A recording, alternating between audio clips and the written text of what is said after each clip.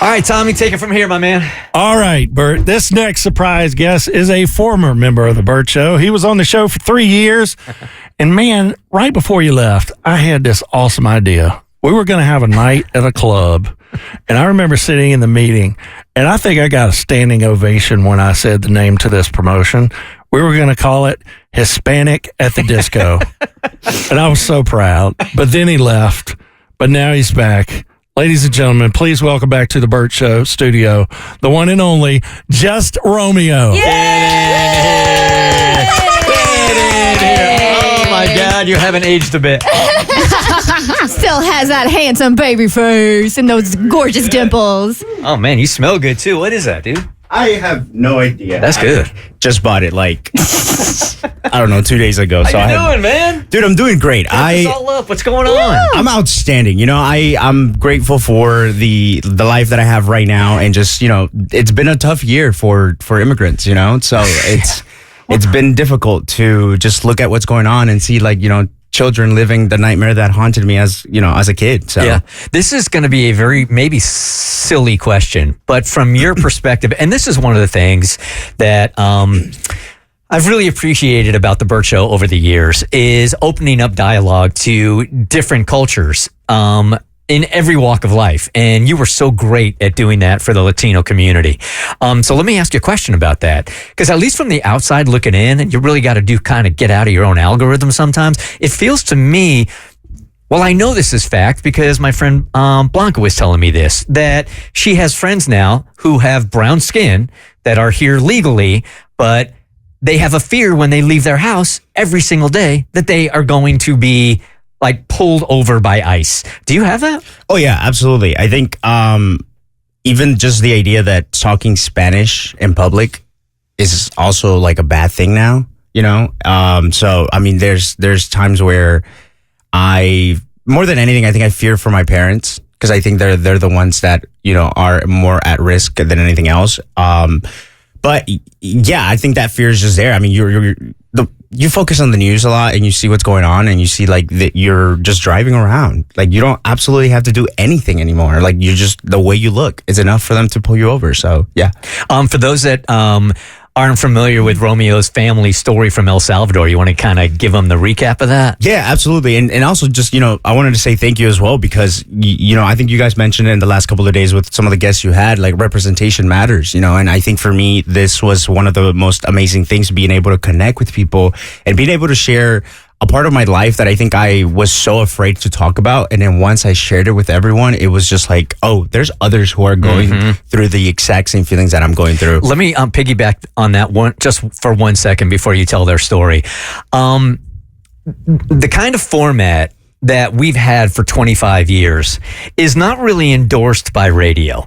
And that format is bring in all sorts of walks of life and talk about it all. Generally, broadcasting, and I use finger quotes on that, really is very narrow casting. You have your audience, you stick to your audience. You have a white audience, you talk to white people. You have a black audience, you speak to black people. The Spanish-speaking stations can speak to Spanish people.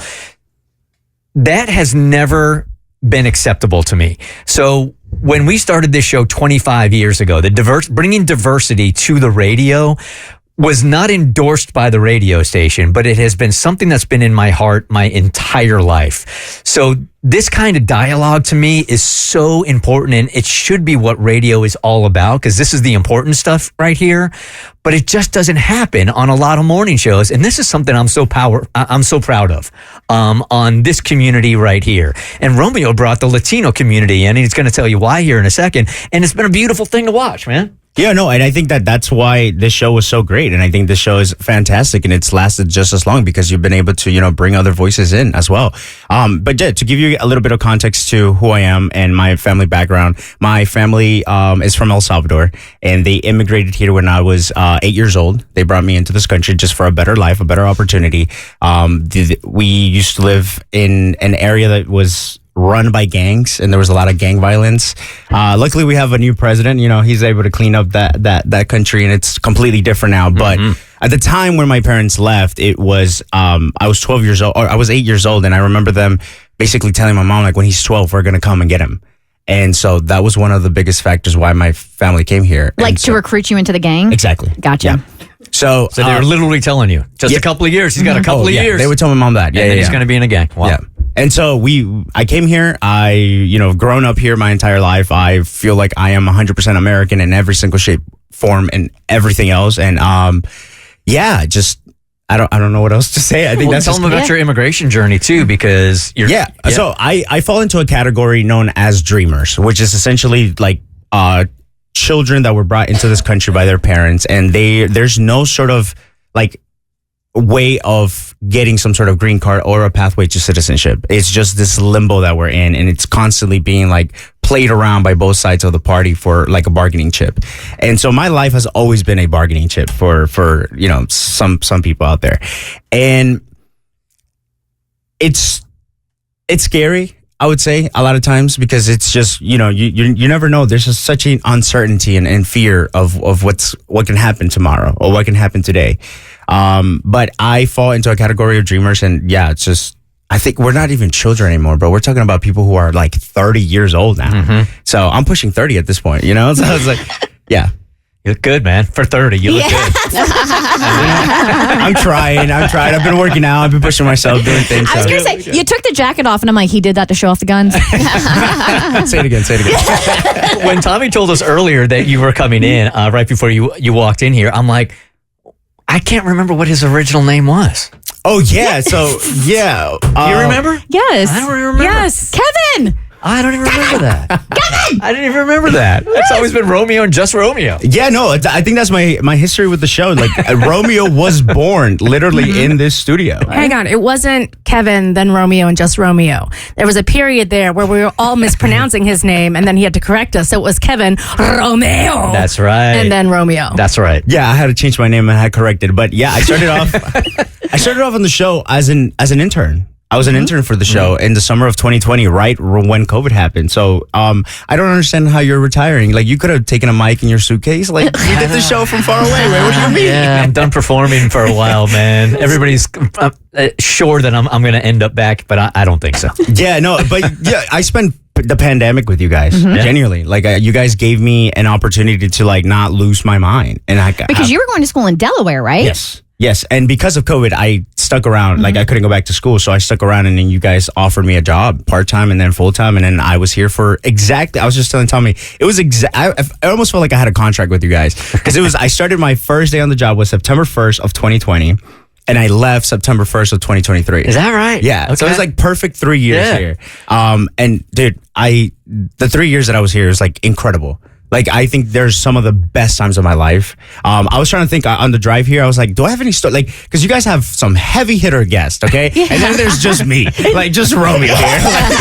Essentially, Jesus was in here at 7 a.m. So how are you going to follow Jesus? Right. So I'm just like, oh man, I don't even know if I have a story with you, Bert. I think it's just genuinely like, at the time I came here, I'm an OG of the youth group, So I would hang out with the youth group more. And I think the one thing that I can say, though, is genuinely just thank you for your time. Of course, like, dude. Thank you for not just the 25 years of radio and what you've done for Atlanta, but thank you for taking time out of your schedule and sitting down with me plenty of times and just, having breakfast with me or lunch and just being able to like give me advice and just have a one-on-one with me. And I felt like that was the most powerful thing. I carried so much of what every single one of you have shared with me. And like, I think I wouldn't be so confident and reassured of who I am now if it wasn't for every single one of you guys. I feel really good about that. I think that take radio out of it.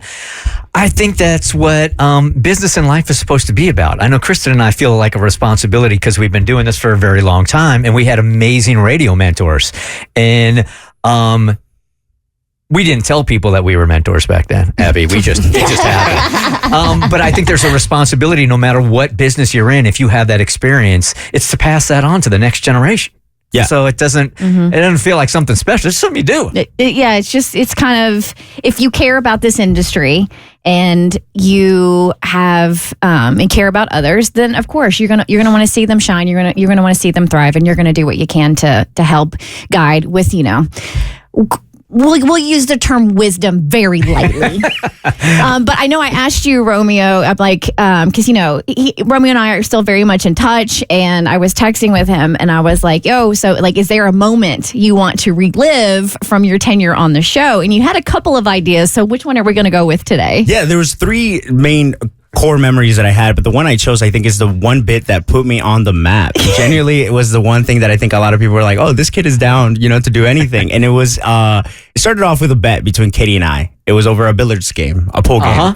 And essentially, we had a big bet. I think it started off as a simple bet, and then we brought it into the studio, and then it became way bigger than what it was supposed to be. That's what we do. Make it bigger. Yep. And so the stakes were one game, one round, basically. And if Katie lost, she was going to shave her entire eyebrows off. And I think she had a wedding to go to like the next weekend or something. So it was a lot for her. I don't think it was like a wedding she was going to. I think you were in the wedding, weren't you?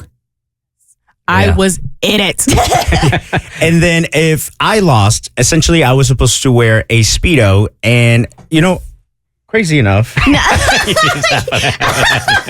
I don't know why. Don't ask me why.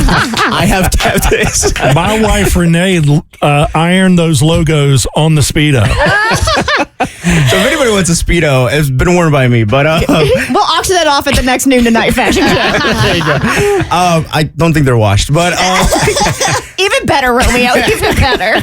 And so I was supposed to wear a Speedo and be outside on the corner on the streets, and with a sign that said "Katie took my balls." And, that's right. And I don't know why I had a two-parter, because then I also was supposed to get a Brazilian wax. Yeah. In studio. Yeah. That I forgot about that aspect. You were so uncomfortable with that. Oh, it was not that. I mean, I was butt naked in the studio. What do you mean? Yeah.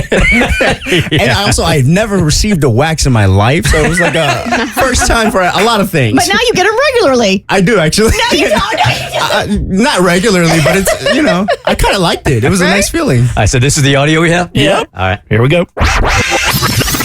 All right, it is business time. Oh man, it's been a bumpy road, but it's about to be smooth to the waves. So my good friend Raquel, who is the owner of Sweet Peach Sugaring Wax Studio, she's I love her. She's a dear friend, and she's go big, go home. So when Romeo lost his bet, he and our producer Katie played a game of pool, and he lost. So his punishment is he has to get a full Brazilian wax. Then he has to wear a Speedo on the corner of our intersection, which is pretty busy, holding a sign that says Katie took my balls. So instead of just having him go to one of Raquel's Sweet Peach locations, it's like, why don't we just make it easy on everybody minus Raquel, and just do it right there in studio? Just stop talking. Let's get it over with. I get it's radio. We got to talk, but let's get it over with. No, I'm not ready. No, okay. Hey, Raquel, have you put some of the wax on already? Yep. Yeah, that's all over his balls. Okay. All right, this is almost torturous, because there he is sitting there with the wax on that area right there, and she's just getting ready to tear one off. Not one of his balls, just the hair. Yes. Hopefully, don't take That's debatable. So Raquel does all my waxing, and so I know when she puts the hard wax on, she has to tap it to make sure it's hard. Is she tapping your nads right now? Yes, she is. Oh man, give us a little play-by-play, Romeo.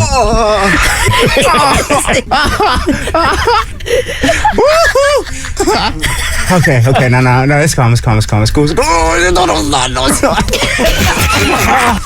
Kaylee, do you have a mic also? I just wanted to... Yes, I'm here now. So are you watching this whole thing? Oh, yeah. Is she tugging down and then pulling still? Yeah, she's applying it, she's tapping it, and then she's rip. And she is about under his manhood right now. So we're in Taint Village. No, we're getting down there. We're not quite there. Oh yeah, she's going under. Under? Okay. I would say the hotness, the warmness of it feels good. Yeah. I'm enjoying that. You sound constipated. Oh! Which part was that, Kaylee? That was the lower part of his jewels. The lower part of the Jewels. jewels. Okay. So the underneath, the underbelly of the balls. All right, Romeo, give us a play-by-play where the wax is being applied. I'm currently stretching my butt Yep. in a way that I've never had before. Hey, Kaylee, $50 if you blow on it real quick. Romeo, don't let go, Romeo. So wax applied, and she took the first couple of strips off the butt. Yep. Oh, she's going for the tight top. So is she all up in there right now? Oh yeah. She's done. She's done. Okay. Oh, okay. Totally clean already. I'm totally clean. She got your hair trimmed. All right. Yeah. Well done. First, that didn't sound pretty too well. painful. No problem. To you, Romeo, I say lo siento mucho. The Bert Show.